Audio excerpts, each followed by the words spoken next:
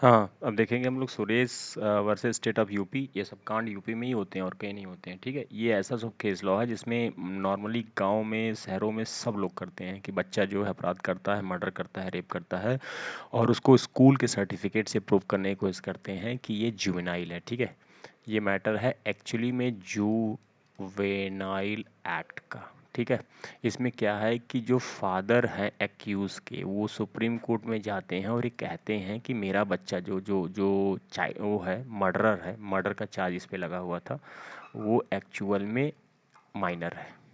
ठीक है, और जो एविडेंस देते हैं वो एविडेंस को जरा देखिए। Supreme Court refuse to accept the school record, reject the juvenile plea. ठीक है, इनके फादर कहते हैं कि मेरा बच्चा जुवेनाइल है, सुप्रीम कोर्ट कहती है गलत है। ठीक है, रिजेक्ट कर देती है इस मैटर को। और क्या है, और कहती है जो स्टेचुरी प्रोविजन है, जो स्टेचुरी चीज़ें प्रूव करती है कि बच्चा जुवेनाइल नहीं है, उसकी मैं बात करूंगा। ठीक है, मैं आपको एकदम फटाक से मैटर बता देता हूँ। इसके जो फादर हैं, जो मर्डर लड़का किया है, उसके फादर मर्डर हुआ था 2011 में।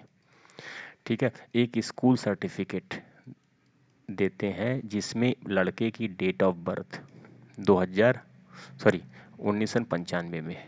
ठीक है, इस हिसाब से ये लड़का 16-17 साल का हुआ। ठीक है, 15 साल का हुआ, 16 साल का। ठीक है, अब जो है सुप्रीम कोर्ट कहती है कि जो डेट ऑफ बर्थ 1995 में दिया गया था इसके पिता द्वारा base on oral declaration of accuse father, केवल ओरल डिक्लेरेशन जैसे होता है ना, गांव में लोग जाते हैं कहते हैं हमारा बचवा जो है कक्षा 8 में गए नाम लिखाने क्लास 8 में, oral declaration by accuse father.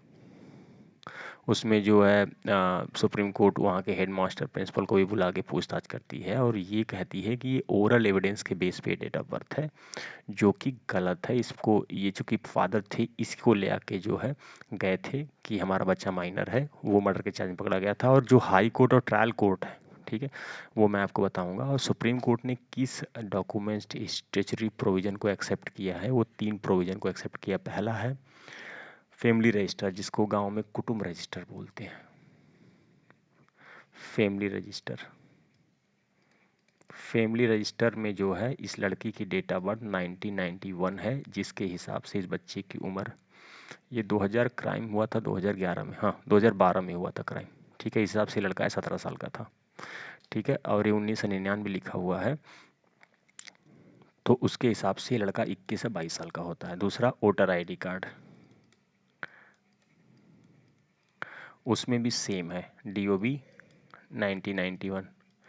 और उसके अलावा एक है मेडिकल रिपोर्ट एप्सॉप्स। ठीक है, एक मेडिकल रिपोर्ट होती है जो सुप्रीम कोर्ट अपने यहाँ मंगवाती है, किसके द्वारा, CMO मुजफ्फरनगर, कैराना का मैटर था ये, मुजफ्फरनगर।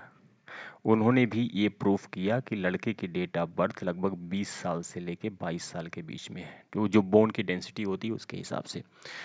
अब हुआ क्या था कि इस मैटर को ट्रायल कोर्ट और जो यूपी की हाई कोर्ट है उसने इसको लड़के को माइनर कर दिया था। ठीक है, मतलब जो ट्रायल कोर्ट थी, सेशन कोर्ट थी and high court of UP, ये कह दी थी कि ये लड़का माइनर है। अब देखो मैटर क्या था, माइनर में इसको लेस पनिशमेंट हो रही थी। ठीक है,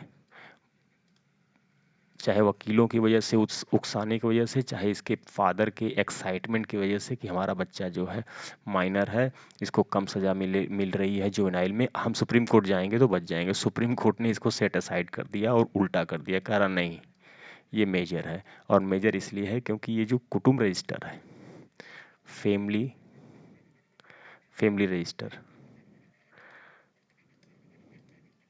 ये बैक बाई पंचायती राज अधिनियम है। पंचायती राज जो एक्ट होता है उसके बेस पे गाँव में सब जगह कुटुंब रजिस्टर बनाया जाता है, और ये एक स्टैच्यूटरी प्रोविजन है। स्टैच्यूटरी जो है प्रोविजन या डॉक्यूमेंट्स है। और आपका दूसरा वोटर आईडी कार्ड, वो भी इलेक्शन कमीशन बनाती है। ठीक है, तो ये दोनों प्रूफ करती है कि आपका बच्चा जो है 20 से 22 साल का है, ये मेजर है, और इसको सेट असाइड कर देती है, कहती है माइनर नहीं है, ये मेजर है। ठीक है, इसलिए ज़्यादा उत्साह में वकीलों के कहने से कहीं नहीं जाना चाहिए। ठीक है, तो ट्रायल कोर्ट और हाई कोर्ट ने इनको मेजर करके माइनर करके एज ट्रीट किया था, लेकिन सुप्रीम कोर्ट ने इनको मेजर कर दिया और स्टेचुटरी डॉक्यूमेंट्सों को जो है फैमिली रजिस्टर्ड को उन्होंने और मेडिकल रिपोर्ट को सुप्रीम कोर्ट ने सही माना।